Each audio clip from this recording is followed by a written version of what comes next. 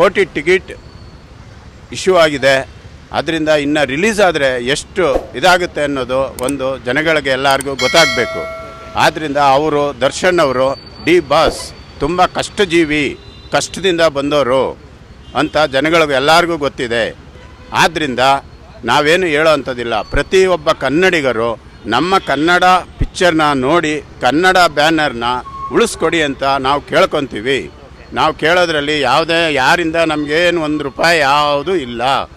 ಆದ್ದರಿಂದ ಎಲ್ಲ ಪ್ರತಿಯೊಬ್ಬರು ಅದು ನಮ್ಮ ಕರ್ನಾಟಕದಲ್ಲಿ ಮಾತ್ರ ರಿಲೀಸ್ ಮಾಡ್ತಾ ಇರೋದು.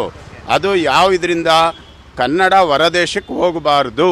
ಓನ್ಲಿ ಬೇರೆ ಪಿಕ್ಚರ್ಗಳೆಲ್ಲ ಔಟ್ ಆಫ್ ಕಂಟ್ರಿಲೆಲ್ಲ ಓಡಿಸಿ ದುಡ್ಡು ಮಾಡಿ ಅನಾಥರಾಗೋಗ್ಬಿಟ್ಟಿದ್ದಾರೆ ಎಷ್ಟೋ ಜನ. ಆದ್ದರಿಂದ ಬೇಕಾಗಿಲ್ಲ. ನಮ್ಮ ಕರ್ನಾಟಕದ ಜನಕ್ಕೇನೆ ಕೊಟ್ಟು ಕೊಡುಗೆನ ಆ ಕೊಡುಗೆ ನಾವು ಉಪಯೋಗಿಸ್ಕೊಳ್ಳೋಣ ಅಂತ ದರ್ಶನ್ ಅವರು ಬರೀ ಕರ್ನಾಟಕದಲ್ಲೇ ನಡೆಸ್ತಾ ಇದ್ದಾರೆ.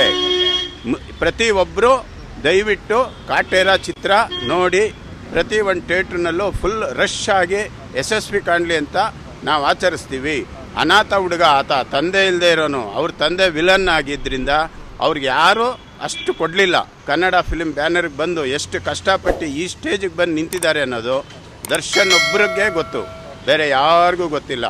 ನಾವೆಲ್ಲ ಬರೀ ಮಾತಾಡ್ಬೋದು ಅವ್ರ ಬಗ್ಗೆ ಇವ್ರ ಬಗ್ಗೆ ಅಂತ.